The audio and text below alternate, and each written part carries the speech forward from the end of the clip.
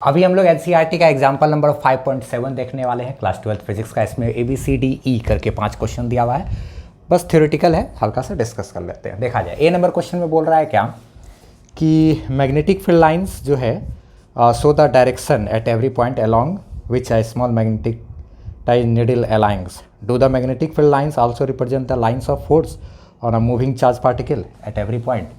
तो देखा जाए जैसे कि अगर नॉर्थ साउथ कोई एक इस तरीके से मैग्नेटिक फील्ड लाइंस है बार मैग्नेट के कारण, ठीक है, तो किसी भी पॉइंट पर क्या कहते हैं नेट मैग्नेटिक फील्ड का जो डायरेक्शन होता है वही बताता है ये मैग्नेटिक फील्ड लाइंस पे खींचा गया टेंजेंट ना। अच्छा, यानी कि अगर यहाँ पर कोई मैग्नेटिक नीडल रखेंगे तो वो इस डायरेक्शन में अलाइन कर जाएगा। क्या ये मैग्नेटिक लाइंस ऑफ फोर्स भी कहा जा सकता है इसको? यानी कि अगर मूविंग चार्ज पार्टिकल यहाँ पर हो, यानी कोई चार्ज पार्टिकल यहाँ से मूव कर रहा हो इस पॉइंट पर से, तो ये इस डायरेक्शन में लगने वाला मैग्नेटिक फोर्स को भी यही एरो रिप्रेजेंट करेगा क्या इसी डायरेक्शन में मैग्नेटिक फोर्स भी लगेगा क्या इस चार्ज पार्टिकल पर? नहीं, ऐसा नहीं होता। इसका आंसर होगा नो। क्यों? तो आप समझो। आप कभी भी जानते हो कि किसी भी मूविंग चार्ज पार्टिकल पर जो मैग्नेटिक फोर्स लगता है उसका फार्मूला होता है Q × V क्रॉस B, यानी कि वेलोसिटी और मैग्नेटिक फील्ड के क्रॉस प्रोडक्ट से बनता है क्या आता है? मैग्नेटिक फोर्स आता है। यानी कि जब ये मैग्नेटिक फोर्स मेरा इसके और इसके क्रॉस प्रोडक्ट से आ रहा है, इसका मतलब जाहिर सी बात है क्या बोलते हैं वेलोसिटी और मैग्नेटिक फील्ड। तो वेलोसिटी पे हाथ रख के मैग्नेटिक फील्ड पे के तरफ घुमाएंगे, क्रॉस प्रोडक्ट का डायरेक्शन किधर आया? परपेंडिकुलर। तो मैग्नेटिक फोर्स इधर, मैग्नेटिक फोर्स हमेशा मैग्नेटिक फील्ड और वेलोसिटी पे परपेंडिकुलर होता है, यानी कि मैग्नेटिक फील्ड पे परपेंडिकुलर होता है। और जिधर मैग्नेटिक नीडल है वो मैग्नेटिक नीडल तो मैग्नेटिक फील्ड का डायरेक्शन देता है, तो मैग्नेटिक फील्ड के डायरेक्शन के परपेंडिकुलर डायरेक्शन में इधर चाहे इधर मैग्नेटिक फोर्स लगेगा ना। तो ये जो मैग्नेटिक फील्ड लाइंस है ये मेरा मैग्नेटिक लाइंस ऑफ फोर्स नहीं होता, ये मैग्नेटिक किसी चार्ज पार्टिकल पे किधर फोर्स लगेगा वो नहीं बताता है, ठीक है, सिर्फ मैग्नेटिक फील्ड का डायरेक्शन बताता है, ठीक है। अच्छा, बी नंबर में बात करते हैं। इसमें क्या बोल रहा है कि magnetic field lines can be entirely confined within a core of a toroid but not within a straight solenoid. Why? आज देखा जाए टॉरॉइड में क्या हिसाब किताब है कि मैग्नेटिक फील्ड लाइंस जहाँ से चला वहाँ पर पहुँचने का कोशिश करता है, और ऐसे करते करते इसमें नॉर्थ साउथ अलग अलग नहीं होता है, इसमें नॉर्थ साउथ अलग अलग नहीं होता, सेपरेटली नहीं होता है, ठीक है। क्या कहते हैं इसमें अगर जहाँ से चला मैग्नेटिक फील्ड लाइंस वहाँ पहुँचने का कोशिश करता है, जिसका चक्कर में ये क्या कहते हैं इसी के अंदर बस सिमट करके रह जाता है। अच्छा, जबकि सोलेनॉइड में बात करें अगर, तो सोलेनॉइड में क्या रहता है कि हर करंट एलिमेंट के वजह से, इस वाले एलिमेंट के वजह से मैग्नेटिक फील्ड लाइंस, इस वाले की वजह से मैग्नेटिक फील्ड, और सब का करते एक अंदर में स्ट्रेट लाइन जैसा बन जाता है ना। और बनने के बाद ये रुकता नहीं है। अगर मान लिया जाए इधर क्या कहते हैं नॉर्थ पोल है, नॉर्थ पोल, तो इधर क्या साउथ पोल। सोलेनॉइड एक बार मैग्नेट की तरह काम करता है, चला जहाँ से तो फिर वापस वही मैग्नेटिक फील्ड लाइंस वापस पहुँचेगा। और ये क्लोज लूप बनाने के लिए तो इसमें अंदर में सिर्फ नहीं रह जाएगा, ऐसा नहीं कि यहाँ से चल के यहाँ तक आया बस रुक गया, नहीं, ये पूरा क्लोज लूप बनाएगा और बनाने के लिए इसको बाहर निकलना पड़ेगा और यहाँ आना पड़ेगा। लेकिन यहाँ पे क्या है, अंदर में ही सारा सिमट करके रह गया, क्योंकि ये सोलेनॉइड जैसा ऐसे टोराइड है ना, टोराइड का एंड तो है नहीं, तो इसको बाहर निकलने का जगह है नहीं, जहीं से चला वहाँ पहुँचने के चक्कर में ये बस अंदर में ही कन्फाइंड होकर के रह जाता है। बाकी टोराइड में यह पॉसिबल नहीं है, नॉर्थ साउथ इसको कंप्लीट करना है ना।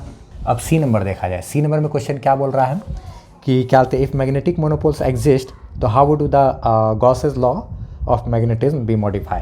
अगर मैग्नेटिक मोनोपोल्स एग्जिस्ट करता तो मैग्नेटिज्म में जो गॉस लॉ है वो किस तरीके से मॉडिफाई होता?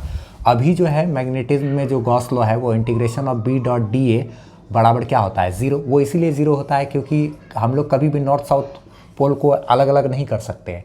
यानी कि अगर किसी भी बंद डब्बे के अंदर में रखेंगे तो नॉर्थ भी रखेंगे साउथ भी रखेंगे, जिसका कारण मैग्नेटिक फील्ड लाइंस अगर निकलेगा तो वापस आ करके वहाँ तक पहुँचेगा। यानी कि एक बार एरिया वेक्टर के तरफ ही मैग्नेटिक फील्ड लाइंस, एक बार एरिया वेक्टर के उल्टा डायरेक्शन में मैग्नेटिक फील्ड लाइंस, यानी कि एक बार पॉजिटिव फ्लक्स एक बार नेगेटिव फ्लक्स, तो नेट फ्लक्स जीरो हो जाएगा।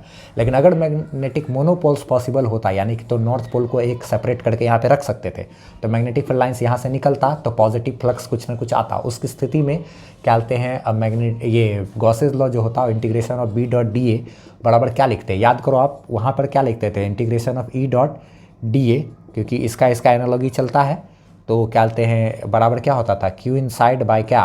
Epsilon not. यहाँ पर भी मैग्नेटिक चार्ज हो जाएगा, यानी कि नॉर्थ पोल जो है मैग्नेटिक चार्ज, आप क्या बोलते हैं वहाँ पे 1/ε0 जहाँ जहाँ है मैग्नेटिज्म में 1/ε0 की जगह पे क्या चलता है, म्यू नॉट, तो मॉडिफाई होकर के गॉस लॉ मैग्नेटिज्म में ऐसा बन जाता। ठीक है। और डी नंबर में देखा जाए, does a bar magnet exert a torque on itself due to its own field, और does one element of the current carrying wire exert a force on another element of the same wire. तो पहला D में ही 2 सवाल पूछा हमसे। तो पहला का जवाब देते हैं कि एक बार मैग्नेट है अगर, तो वो खुद के अपने मैग्नेटिक फील्ड के कारण क्या कोई खुद पर कोई टॉर्क लगाता है, तो नहीं, इसके अपने बनाए गए मैग्नेटिक फील्ड के कारण खुद से अपने ऊपर टॉर्क नहीं लगाता।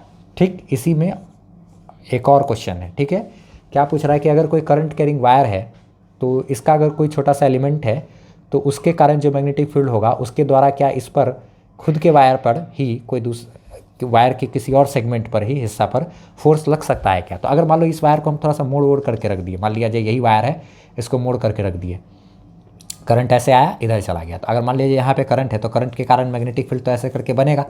अच्छा, और यहाँ इस वाले एलिमेंट के कारण, ये इस वाले हिस्सा के कारण जो मैग्नेटिक फील्ड बन रहा है, उसी मैग्नेटिक फील्ड में वायर का ये वाला हिस्सा है अभी ना, तो ये वाला हिस्सा है अगर, तो यहाँ पर करंट मैग्नेटिक फील्ड, तो इस वाले हिस्सा पर मैग्नेटिक फोर्स लगेगा, कर्व है तो।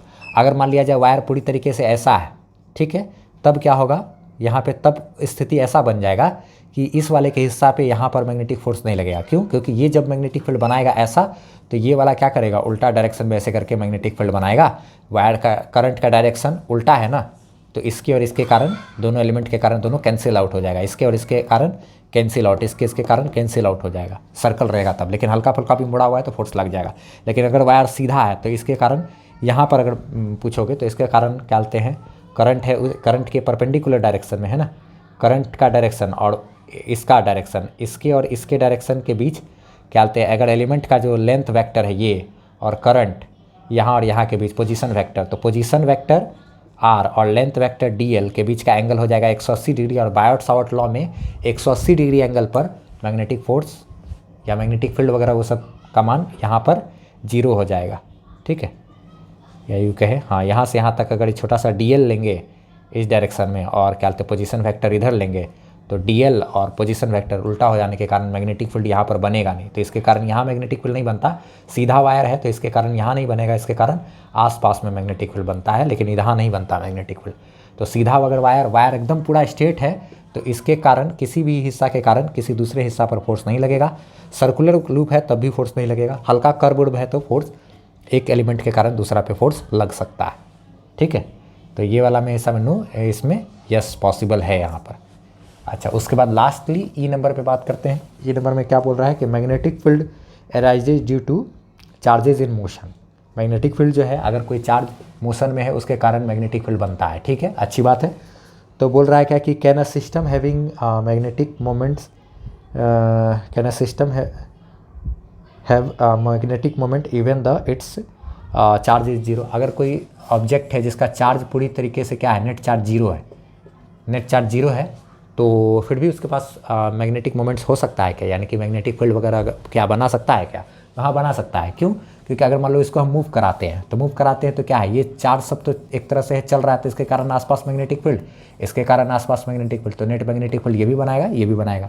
ये इसके कारण यहाँ पर कुछ मैग्नेटिक फील्ड हो सकता है तो इसके कारण कुछ हो सकता है, और नेट कुछ ना कुछ आएगा मैग्नेटिक फील्ड। ठीक। अच्छा, और एक बात, किसी भी पॉइंट पर अगर देखें तो और एक चीज़, अगर कोई करंट कैरिंग वायर है या कंडक्टर है, इसमें करंट चल रहा है, तो इसका मतलब ये क्या है, ये हो सकता, ये क्या रहता है, करंट कैरिंग कंडक्टर न्यूट्रल रहता है। ठीक है, और ये अपने आसपास मैग्नेटिक फील्ड बनाता है। न्यूट्रल वायर के कारण भी मैग्नेटिक फील्ड बनता है ना।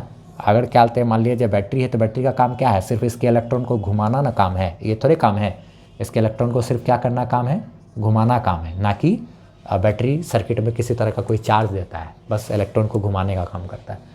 तो अगर कोई करंट कैरिंग वायर है तो इसका मतलब ये हुआ कि वो न्यूट्रल है, तो हाँ, ये पॉसिबल है कि वो न्यूट्रल हो सकता है। अगर कोई करंट कैरिंग वायर, सवाल पूछेगा कभी आपसे कि करंट कैरिंग वायर क्या न्यूट्रल हो सकता है, तो हाँ, न्यूट्रल हो सकता है। ठीक है, तो वो तो अपने आसपास न्यूट्रल चीज़ बनाता ही है मैग्नेटिक फील्ड। ठीक है, और यहाँ पर भी नेट चार्ज 0 है, फिर भी चलाए तो मैग्नेटिक फील्ड कुछ ना कुछ बना।